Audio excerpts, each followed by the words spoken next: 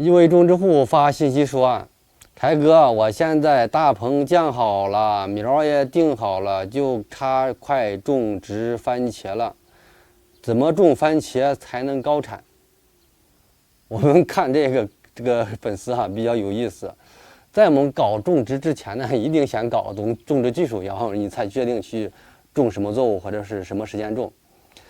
特别是我们种植这个秋延后番茄呀，有施肥啊，包括田间管理，很多时候可能就是比较相同的。但是呢，在浇水这块要慎重。首先呢，就是我们定植以后，一定要浇这个定植水，能够促进生根，促进它的那个缓苗。但是呢，这个定植水呢，我们浇的时候一定要浇透。种番茄呢，现在都是齐垄种植，就是在我们这个垄背上面，用锄头划两个沟以后，然后放着番茄，然后放完以后呢，我们就通过这个大水漫灌的方式，就直接可以去那个灌溉了。有的是采用滴灌的情况下呢，我们就要把它开足马力，打水，这样的情况下就可以把我们这个土壤给它压实了，利于生根。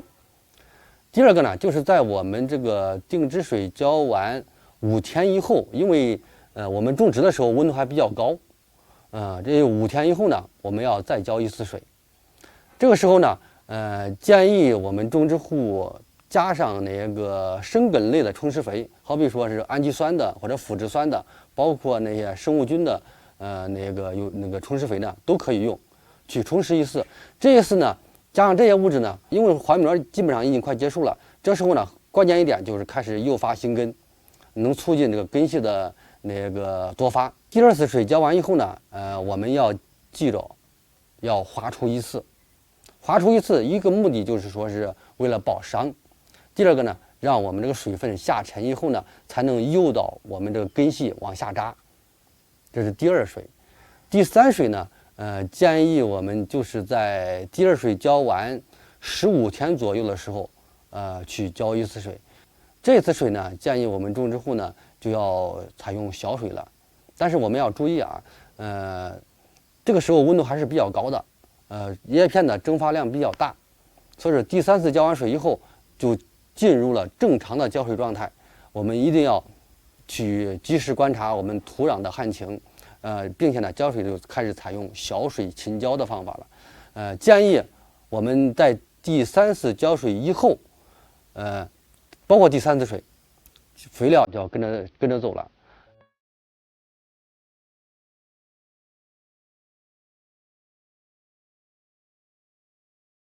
看一下，我这个大棚种的番茄已经栽上去3天了，栽完以后呢，定植水浇的还可以。这3天时间呢，整个苗生长状况还是非常好的。浇定植水很关键的。我们农村不是有一句俗话叫什么？叫做千瓢水万瓢水，不如压根1瓢水。只要你浇好定植水以后，基本上不会出现死苗啊，包括我们的返苗慢的这种情况。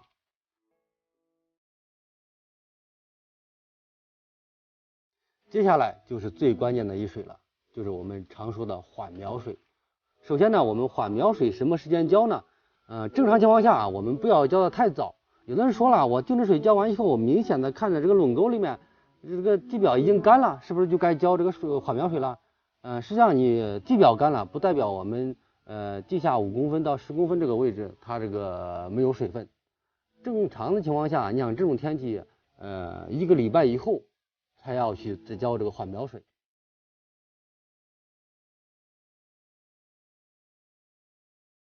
我们浇缓苗水的时候，是不是该带上肥料一起去充施呢？这个也是很多人出现错误的地方啊。因为我们这个番茄苗它在这个时期不是为了长壳，而是为了生根。这个时候呢，并不需要太多的营养元素，因为它的根系包括它的叶片还不需要太多营养的。假如说这个时候呢，你充施了大量元素肥料以后呢，往往会导致你这个番茄随后的旺长。出现旺长以后，你的苗弱，然后整个产量就会下去。再一个呢，我们浇这个缓苗水呢，最好是配上这个生根类的充施肥，这个是可以的。因为这个时期呢，主要是生根，主要是促进我们番茄的根系。加上生根的充施肥以后，更能来促进我们根系的生长。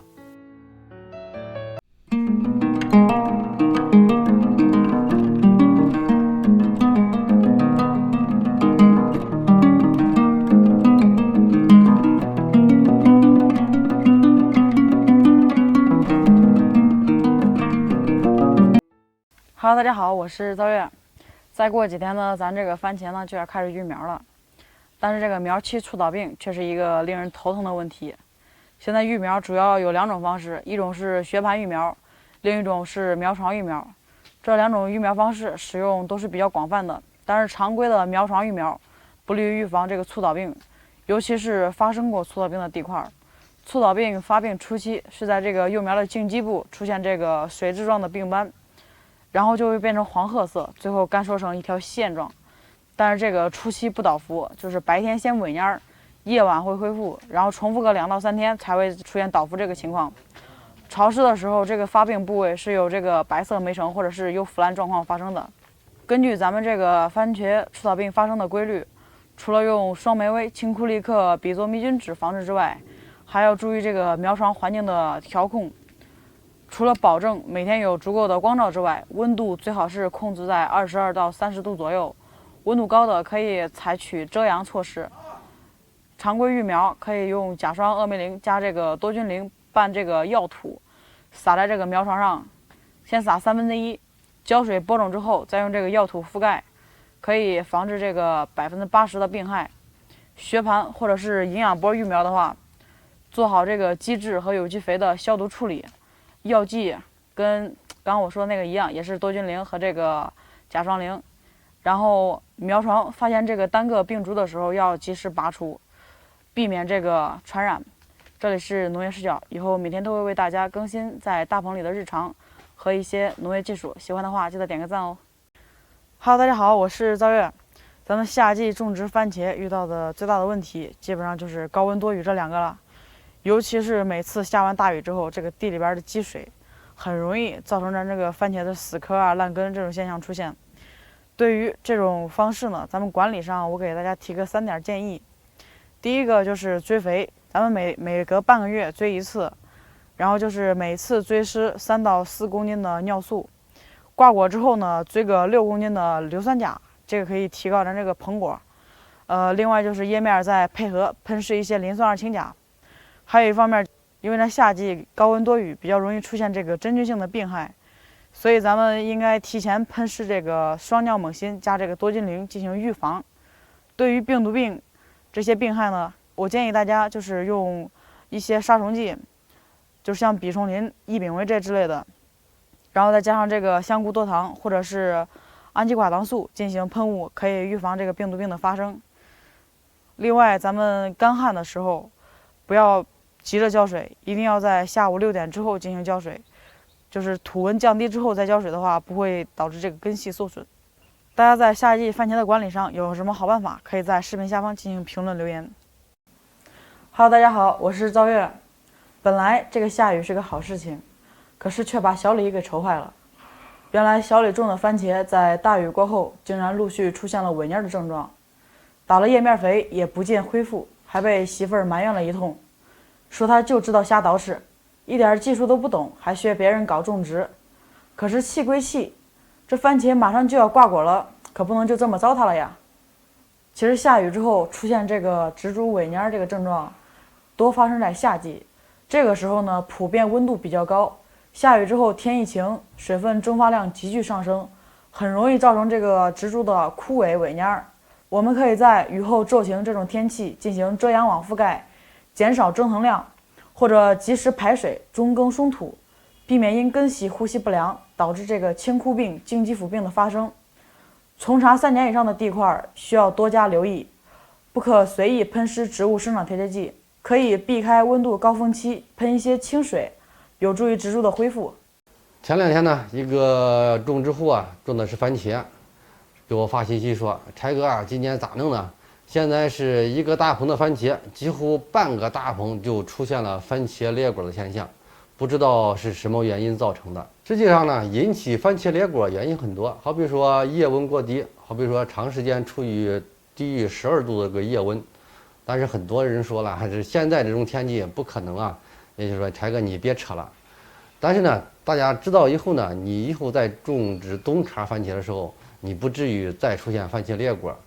再一个呢，就是因为缺少钙而导致的番茄裂果。因为钙是细胞壁的合成的一个主要成分，缺钙以后呢，细胞壁变弱了，而我们的番茄导致它的木质化，而后期呢，番茄膨胀以后，很容易就从木质化那个地方给它开裂了。所以呢，我们种植户一定要注意钙的利用。我们可以在整地的时候采用钙镁磷肥呀、过磷酸钙呀，包括使用生石灰。实际上，使用生石灰呢，既可以改良我们酸性土壤，又能给我们土壤呢补充钙元素，这个还是特别好的。有很多人说，是不是可以通过叶面喷施钙呢？这个也是可以的，但是叶面喷施这一块呢，主要起到一个救急作用。还有一个原因呢，引起番茄裂果是缺少硼肥。这时候在我们这个授粉时期呢，因为缺少硼以后，会导致这个花芽分化出现问题，导致我们这个果实畸形，有的呢出现的就是裂果现象。所以说呢，我们在开花之前呢，尽可能的去补充一些硼肥。还有一个原因呢，就是在我们番茄有果的时候，我们土壤比较干旱，但是呢，后期的时候我们又突然采用大水去浇，浇了以后呢，很容易造成我们这个番茄呢迅速吸水膨胀，而导成了个番茄裂果。最后一个原因呢，就是我们番茄点花的时候出现了问题，浓度过高，会容易造成番茄裂果。也就是轻的出现畸形，重的就出现裂果了。所以说呢，我们点花的时候一定要注意浓度，温度高的时候浓度低一点，温度低的时候浓度适当高一点。在点花之前呢，最好去做一个试验，这个是比较牢靠一点的。随着我们这一茬番茄的拔秧，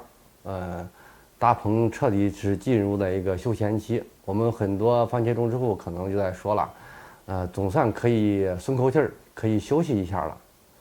不过呢，大棚呢虽然是现在可以闲下来，但是呢，我们为了我们下茬番茄的高产，建议我们种植户大棚可以闲着，但是我们人千万不能闲着。下茬番茄产量的高低、病虫害的多少，实际上呢，和我们大棚休闲期我们的管理好不好，存在着一些直接的关系。今天柴哥呢，给大家唠叨几句，就是有几个我们在大棚休闲区必须要做的一些事儿。第一个呢，就是在番茄拔秧以后呢，我们要迅速的把那些番茄的秧子啊，包括那些病叶、老叶，一定要远离大棚。第二个呢，就是要把我们那个土壤啊，要抓紧时间进行深翻了，最好深翻到20多公分，将近30公分这个深度。这样的情况下，你就可以把藏于土壤深层的虫卵呢、病菌呢，彻底给它翻过来，让它们呢暴露在这种太阳光下面，达到杀死这些病菌虫卵的目的。第三个呢，正常的情况下呢，凡是种植3年以上的大棚啊，都会出现程度不一样的土壤的盐渍化问题。在大棚的休闲期呢，我们种植户完全可以利用这个时期呢，去种植一些玉米，包括水稻之类的作物，对我们土壤改良是非常好的。再一个呢，就是我们要把我们这个大棚棚膜给它撤掉了，因为特别是夏季，雨水量比较大，我们可以利用雨水啊，把我们存在于土壤表层的那些盐碱呢，随着雨水呢，让它渗入到我们土壤的深层，不至于到我们秋季种植番茄的时候，它这个盐碱破坏我们作物的根系。